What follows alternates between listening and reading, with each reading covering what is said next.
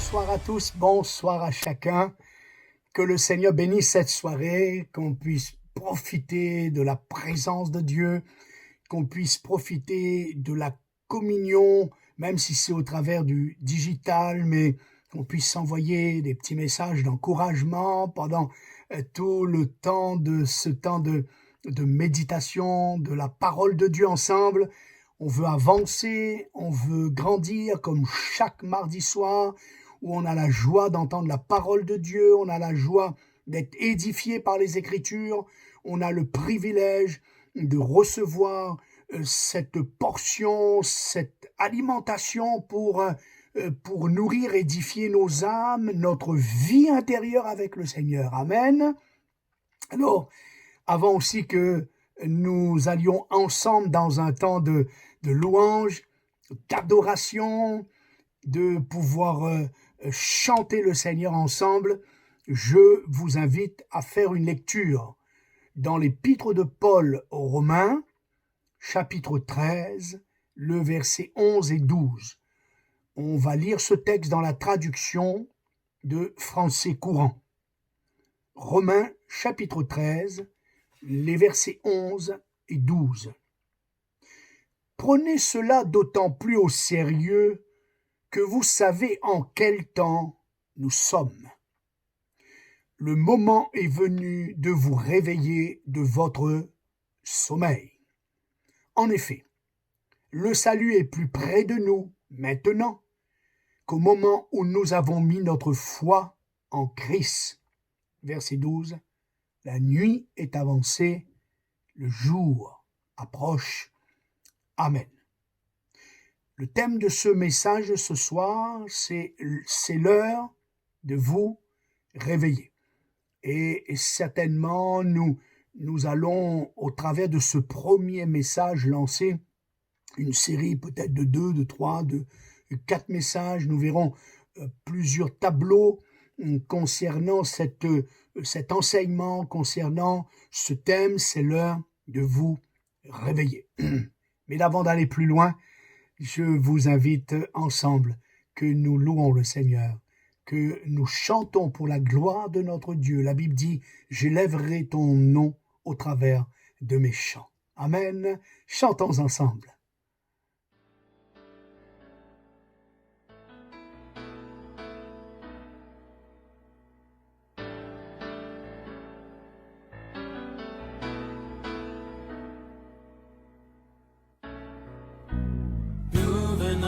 Ta présence pour chanter tes louanges et notre reconnaissance de ce que tu as accompli. Tu nous as donné ta vie, ton amour et ta joie, et la louange envahit nos cœurs passionnés de toi. Tu es le Créateur puissant, l'agneau ressuscité, toi seul as triomphé de la mort et du péché. Tu as délivré ton peuple pour la vraie liberté. Je veux suivre tes pas, chaque jour être avec toi. Tu es le Créateur puissant, l'agneau ressuscité.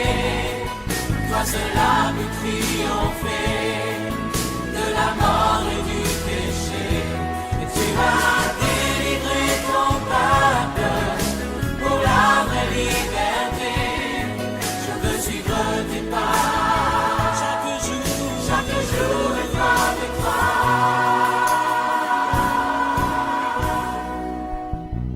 Nous venons dans ta présence pour chanter tes louanges et notre reconnaissance de ce que tu as accompli.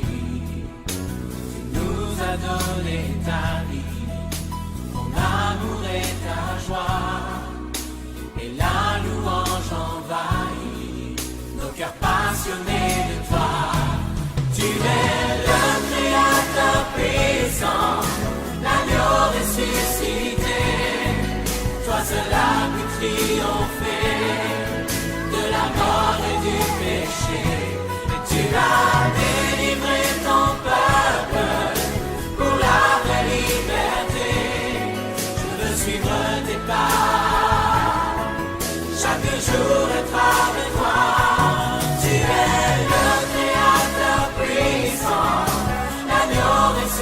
divinité, toi seul as pu triompher de la mort et du péché, et tu as délivré ton peuple pour la vraie liberté.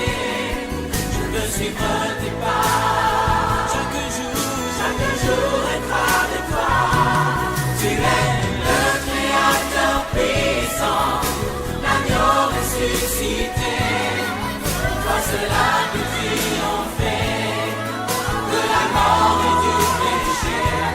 Tu as délivré ton peuple pour la vraie liberté. Je veux suivre tes pas, chaque jour être avec toi. Alléluia. Alléluia. Merci Seigneur pour ta parole. Enseigne-nous Seigneur. Avertis nos cœurs. Montre-nous la bonne voie que nous devons suivre. Enseigne-nous par le Saint-Esprit, afin que nous puissions être fermes et que nous puissions entendre ton cœur ce soir encore au travers de ta parole. Au nom de Jésus, visite chacun. Au nom de Jésus, bénis chacun de mes frères, de mes sœurs, qui sont là ce soir derrière cet écran pour écouter ton cœur, pour écouter ta voix. Parle-nous, Seigneur. Parle-nous, Seigneur. Au travers de ta parole, tu parles à ton peuple, tu parles à ton Église. Tu veux effectivement nous réveiller, Seigneur, afin que nous soyons fermes, nous soyons des conquérants, des vainqueurs par la foi en Jésus. Merci, Seigneur. Merci pour cette soirée. Amen. Amen. L'importance donc de se réveiller. L'importance de savoir en quel temps nous sommes. L'importance de connaître en quelle saison nous vivons. Une autre traduction. Cela nous donne une bonne vision de ce que nous devons faire ou ne pas faire. Les événements divers qui se passent dans notre génération, dans notre monde actuellement, dans quels que soient les pays, la majorité des pays de ce monde sont concernés. Tous ces événements nous interdisent d'ignorer que nous vivons, bien-aimés, les temps de la fin que Jésus a enseigné. Oui, toutes ces choses s'accélèrent. Je dis ces choses s'accélèrent parce que des fois, quand nous voulons parler de Jésus et enseigner ces choses à nos amis, à nos collègues, on nous dit toujours, mais ces choses ont toujours existé, la famine, les tremblements de terre, les catastrophes naturelles, les fléaux, la maladie. Nous répondons que oui, mais selon l'enseignement des Écritures, selon l'enseignement de Jésus, selon l'enseignement du Nouveau Testament, de l'apôtre Paul, ces choses vont s'accélérer. Et c'est bien ce que nous voyons, c'est bien ce que nous vivons en ce moment même dans notre génération. Parce qu'il y a quand même des panneaux indicateurs. Nous avons tous entendu ce drame qui s'est passé dans le sud, dans les provinces là, de Nice, et on entendait les scientifiques nous dire que avec le réchauffement de la planète, nous aurons ces choses-là de plus en plus, ça va devenir de plus en plus fréquent. Voyez, il y a donc bien une accélération des catastrophes. Et dans Matthieu 24 au verset 33, Jésus dit, c'est ce que j'appelle des panneaux indicateurs, de même quand vous verrez toutes ces choses, sachez que le Fils de l'homme est proche, il est à la porte. Avez-vous remarqué que Jésus dit on ne connaît pas le temps, les saisons, mais il dit qu'on ne connaît pas le jour et l'heure. Ce qui montre quand même, c'est juste le jour et l'heure que nous ne connaissons pas, mais ce qui veut dire que les événements vont être là d'une telle manière, ça va être comme des messagers qui va nous enseigner que nous ne sommes pas loin du retour du Seigneur. Et mon thème, donc, je vais y revenir, car c'est par rapport à cela, surtout que je voudrais méditer avec vous, c'est l'heure de vous réveiller. Paul enseigne que c'est l'heure, c'est le moment de vous réveiller enfin du sommeil. Notre traduction dit, c'est désormais l'heure de sortir de votre sommeil. Notre traduction dira même de vous arracher de votre sommeil, comme quelque chose que Dieu veut un petit peu nous bousculer pour nous emmener à nous faire prendre conscience de ce qui se passe. Dans Matthieu 24, nous avons plusieurs enseignements de Jésus sur les signes qui précèdent son retour. Et dans Matthieu 25, j'attire votre attention, dans l'évangile de Matthieu, chapitre 25, nous avons les 3 paraboles de Jésus qui sont plus que jamais d'actualité, car elles dépeignent le monde des derniers jours.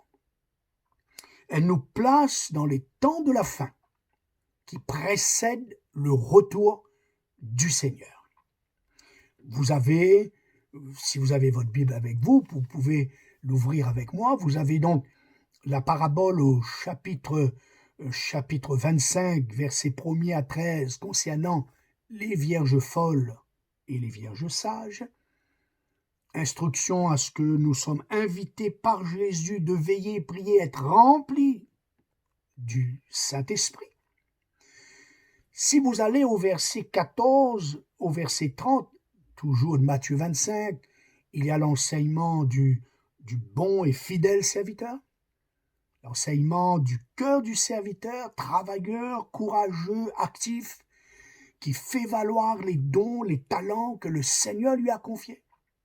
C'est notre appel, selon l'enseignement.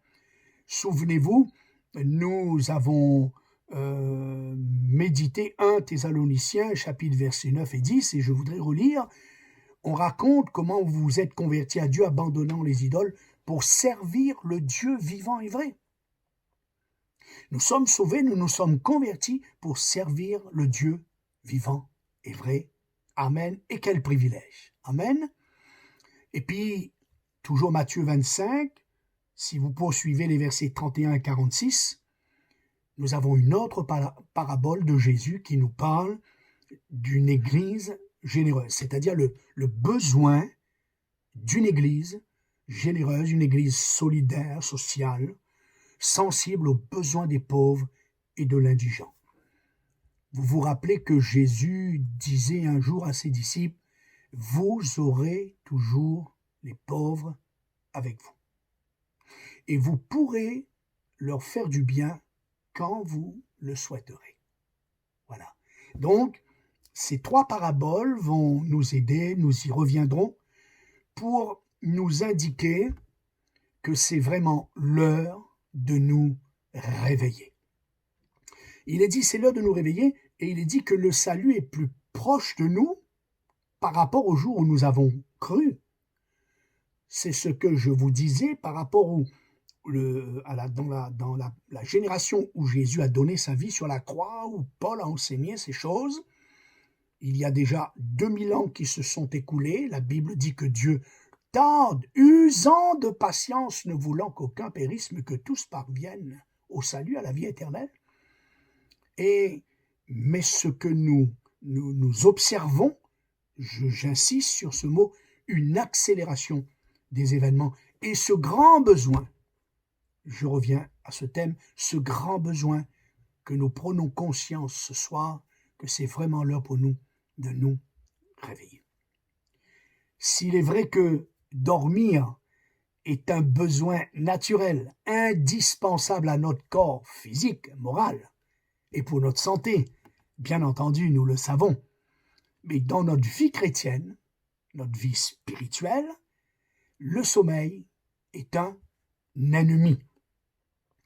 Vous vous souvenez également dans cette parole de Jésus dans l'évangile de Marc, chapitre 13, versets 35 à 37, Jésus nous met en garde de ce, on pourrait appeler le mauvais sommeil.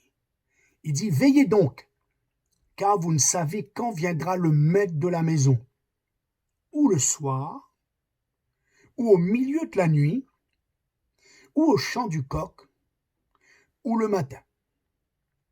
Donc, nous avons 4 horaires, 4 périodes, un petit peu là, différents, que le Seigneur nous parle. Mais il rajoute ceci, craignez qu'il ne vous trouve endormi à son arrivée soudaine.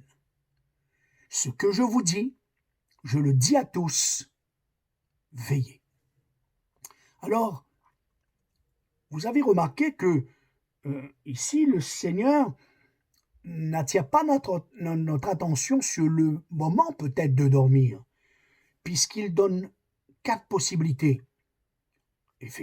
Effectivement, tout le monde ne dort pas forcément le soir, tout le monde ne dort pas forcément au milieu de la nuit, certains travaillent, tout le monde ne dort pas forcément au chant du coq, et tout le monde ne dort pas forcément le matin. Mais là où il nous invite, ce n'est pas une question d'horaire, donc ce n'est pas une question du sommeil physique, c'est donc pas une question du sommeil corporel, comme je l'ai dit, qui est légitime et dont nous avons besoin, mais il nous dit, craignez qu'il ne vous trouve endormi à son arrivée soudaine. Il parle bien évidemment du sommeil concernant notre marche chrétienne, notre vie chrétienne, et c'est pour ça qu'il dit ce que je vous dis, je le dis à tous, veillez. Amen. Dans le livre des Proverbes, chapitre 6, verset 9, il dit « Quand te lèveras-tu de ton sommeil ?» C'est une question. Nous prions pour que cette question trouve une réponse ce soir.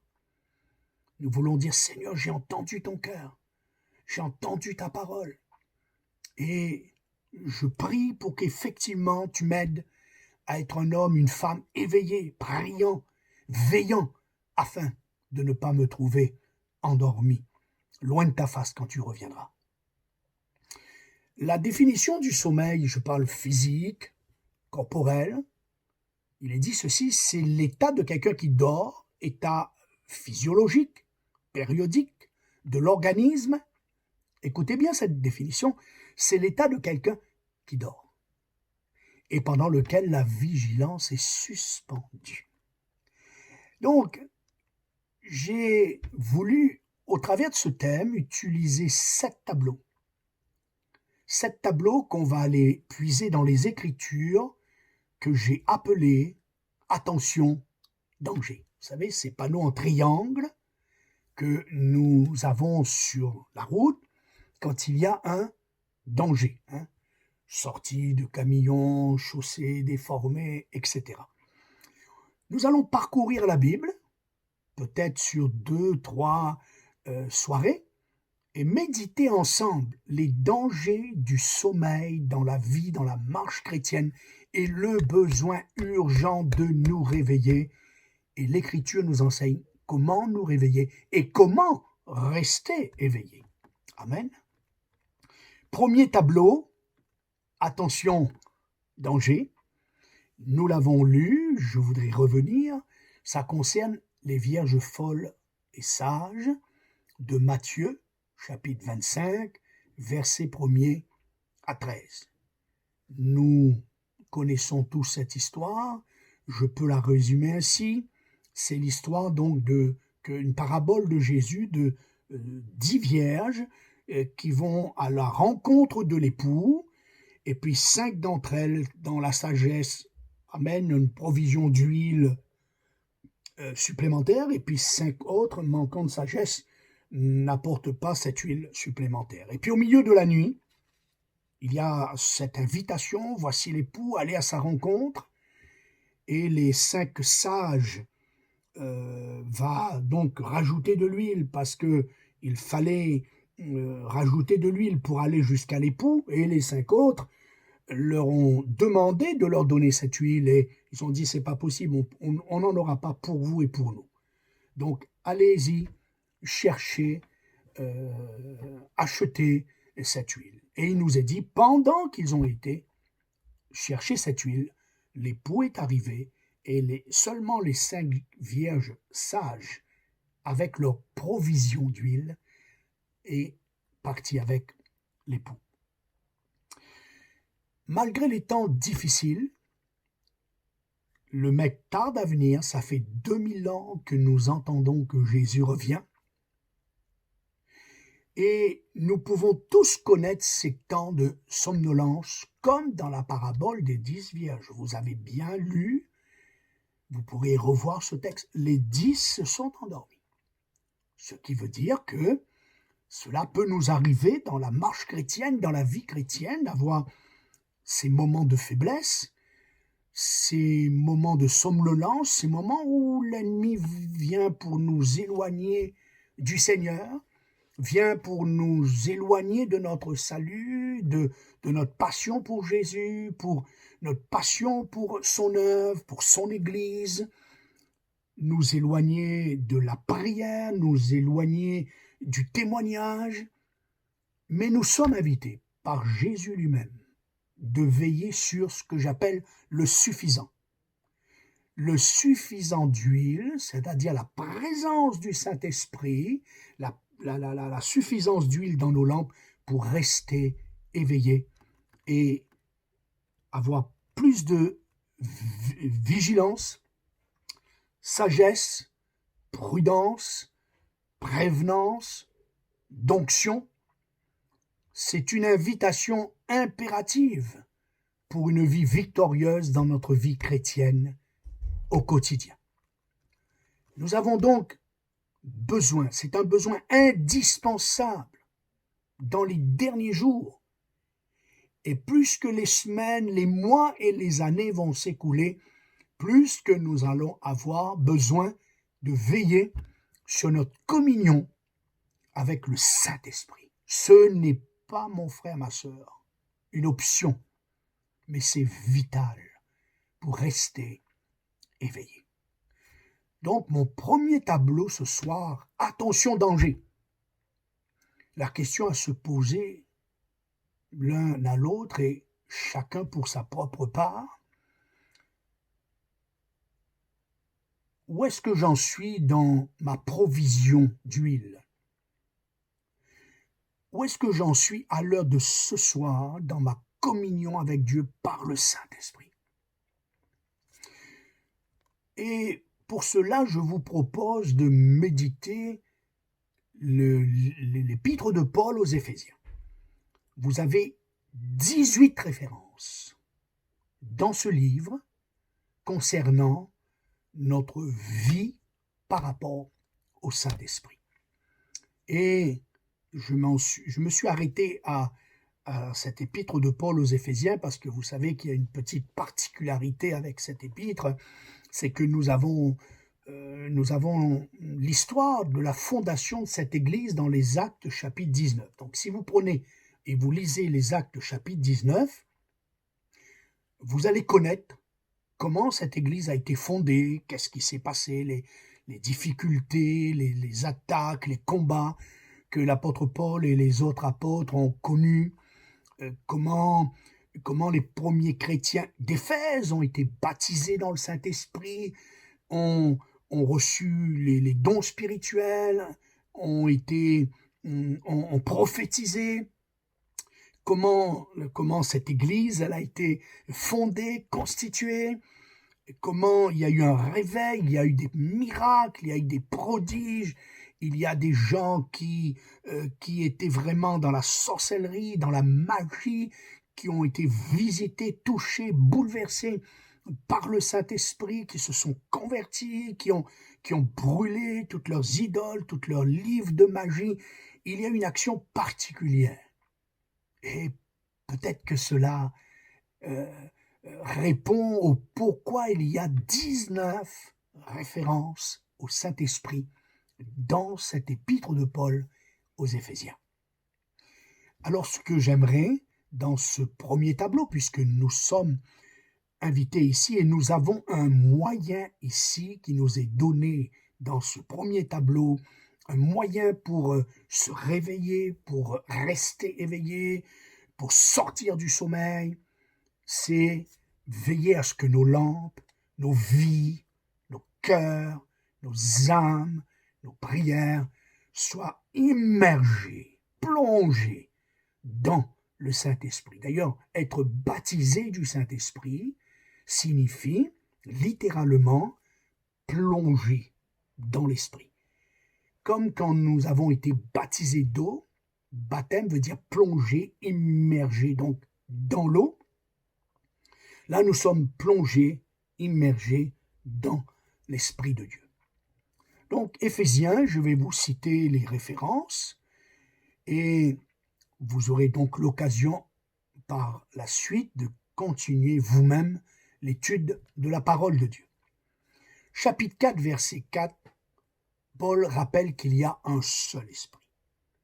C'est important, il y a Dieu le Père, Dieu le Fils, Dieu le Saint-Esprit.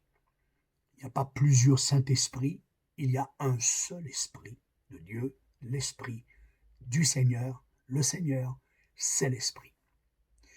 Chapitre 3, verset 5, il nous est dit que la révélation vient du Saint-Esprit. Quand on a de l'huile dans notre lampe, alors si nous sommes dans un danger de somnolence, de sommeil, il va y avoir la révélation du Saint-Esprit grâce à cette huile qui va nous permettre, comme les vierges sages, d'entendre la voix de l'époux. Chapitre 1er, verset 13, nous rappelle que nous sommes scellés du Saint-Esprit. Nous sommes scellés par le Saint-Esprit.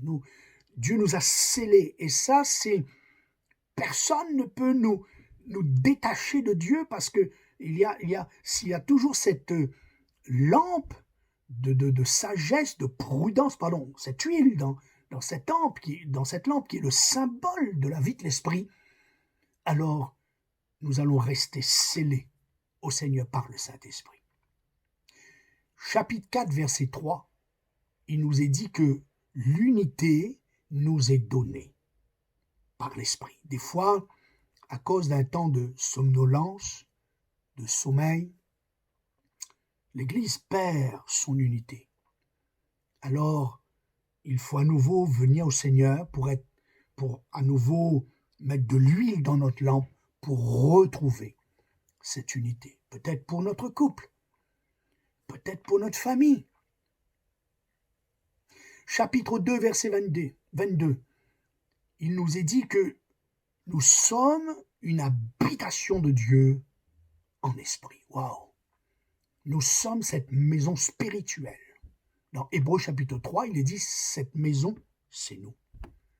Nous sommes une habitation de Dieu par son esprit. Alléluia. Chapitre 3, verset 16, il nous est dit que nous sommes fortifiés dans notre homme intérieur par son esprit. Voilà l'importance et l'avertissement du danger de ne pas avoir suffisamment d'huile dans notre lampe. Parce que si on n'a pas assez d'huile dans cette lampe, si on n'a pas cette vie de l'esprit, on ne sera pas fortifié dans notre homme intérieur. Et peut-être alors le danger de dormir, de sommeiller nous guette à ce moment-là. Chapitre 4, verset 30 nous avertit de ne pas attrister le Saint-Esprit. Parce que le Saint-Esprit n'est pas une influence, une onction, une puissance seulement. Mais le Saint-Esprit est une personne, la troisième personne de la divinité. Et nous pouvons l'attrister par nos querelles, nos jalousies, nos disputes, le péché sous toutes ses formes. Et quand nous sommes dans ce moment de somnolence, de sommeil, alors nous sommes davantage exposés à attrister le Saint-Esprit. Nous sommes invités au chapitre 6, verset 17, à prendre l'épée de l'Esprit. Oui, le Saint-Esprit a une épée pour combattre nos ennemis. Cette épée, c'est la parole de Dieu. Et si notre lampe, si notre vie est remplie de l'Esprit de Dieu et que nous tenons cette épée de l'Esprit qui est la parole de Dieu, nous vaincrons. Amen, nous vaincrons. Chapitre 5, verset 18. Il n'est pas étonnant que nous sommes invités à être remplis de l'Esprit. Nous sommes invités à être remplis de l'Esprit. Nous sommes baptisés dans le Saint-Esprit une fois pour toutes, mais nous avons besoin, je dirais, chaque jour d'être remplis du Saint-Esprit. Voilà pourquoi ces vierges, on les appelle les vierges sages, parce qu'ils avaient cette réserve d'huile, cette onction de Dieu, qui leur a permis de se réveiller et d'aller jusqu'à l'époux, parce qu'ils étaient remplis du Saint-Esprit. Chapitre 5, verset 19, nous sommes invités à chanter par le Saint-Esprit, à rendre gloire à Dieu par le Saint-Esprit, à faire monter vers Dieu des hymnes spirituels, c'est-à-dire des hymnes par le Saint-Esprit. Alléluia. Chapitre 6, verset 18, nous sommes invités à prier par l'Esprit. Si nous prions par l'Esprit, si nous avons suffisamment d'huile dans notre lampe, si nous avons cette vie de prière animée, motivée, inspirée par le Saint-Esprit, si en tant que couple nous prions ensemble, nous prions en famille, alors le sommeil va être éloigné de nous. Je parlais de ce verset où il est dit que c'est pendant le sommeil que l'ennemi est venu pour semer du blé. Vous vous rappelez de ce texte?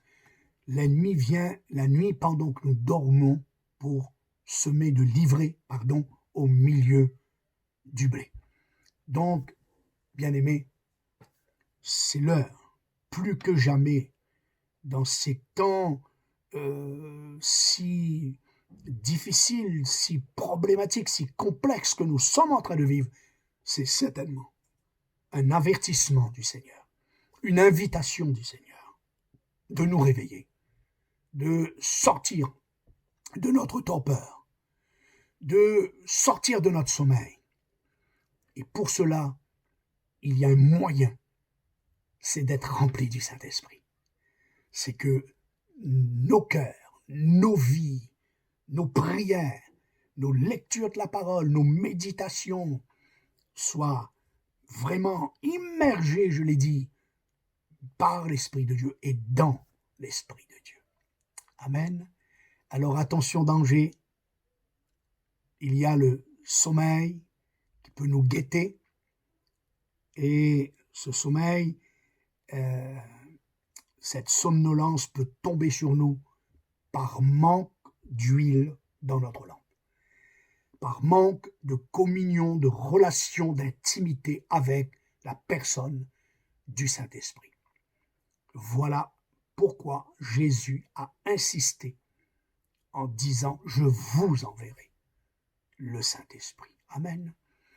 On prie ensemble, on unit nos cœurs ensemble ce soir. On va tous venir au pied du Seigneur ce soir. On va tous dans ce temps de méditation derrière nos écrans. Mais on va s'unir, on a entendu que l'unité vient du Saint-Esprit. Amen. Pour que Dieu renouvelle notre huile. David dit, il me renouvelle d'une huile fraîche. On a besoin d'une huile fraîche. On ne peut pas vivre seulement avec les expériences du passé. Il nous faut des visions, des songes, être fortifiés dans notre homme intérieur, avoir des révélations de l'esprit. Maintenant, c'est ce qui va nous permettre de nous réveiller si nous sommes en train de nous endormir dans notre marche chrétienne. Amen. Seigneur, Père céleste, merci pour l'enseignement de ta parole encore ce soir. Merci parce que tu veux nous avertir de tous les dangers, les obstacles, les pièges, et en particulier la somnolence, le sommeil dans notre marche, dans notre vie chrétienne. Seigneur, ta parole nous exhorte ce soir et nous invite à nous réveiller de notre sommeil. Tu nous donnes un moyen puissant, tu nous donnes une personne puissante, tu nous donnes un ami puissant, le Saint-Esprit. Seigneur, merci pour ce cadeau de Dieu. Merci, Père, de ce que tu nous as envoyé, Jésus-Christ, pour sauver nos âmes, pardonner nos péchés. Et merci, Jésus, de nous avoir envoyé le Saint-Esprit, pour que nos cœurs, nos vies, nos familles, notre couple, notre Église, notre service, notre vie de prière, notre communion avec Dieu, soient toujours scellés par le Saint-Esprit, animés par le Saint-Esprit, fortifiés, conduits, guidés par le Saint-Esprit. Seigneur, merci de venir nous remplir tout à nouveau de la personne, de l'onction, de la vision, de la révélation du Saint-Esprit. Et aide-nous dans ces temps difficiles à ne pas nous laisser nous abattre et entrer dans un sommeil dangereux qui pourrait nous éloigner de toi. Ô Dieu, bénis ta parole ce soir. Dieu, bénis mes frères et sœurs qui écoutent ce message maintenant. Ô Dieu, bénis tous ceux qui écouteront ce message. Et pendant l'écoute de ce message, pendant ce temps de prière, il y ait l'onction de Dieu. Il y ait un ciel ouvert, un rafraîchissement de cette onction, de cette huile fraîche qui coule sur nos âmes, sur nos vies, sur nos cœurs. Au nom de Jésus. Amen. Amen. Bien-aimés, restez connectés au Saint-Esprit de Dieu. Quittons le sommeil, éloignons-nous de la somnolence. C'est un danger. Jésus revient. Soyons à l'exemple de ces vierges sages. Ayons la provision, la suffisance d'onction, la suffisance de notre relation avec Dieu par le Saint-Esprit. Amen. Soyez bénis. Bonne soirée à chacun. Restez connectés à Jésus par la puissance du Saint-Esprit. Amen. Amen.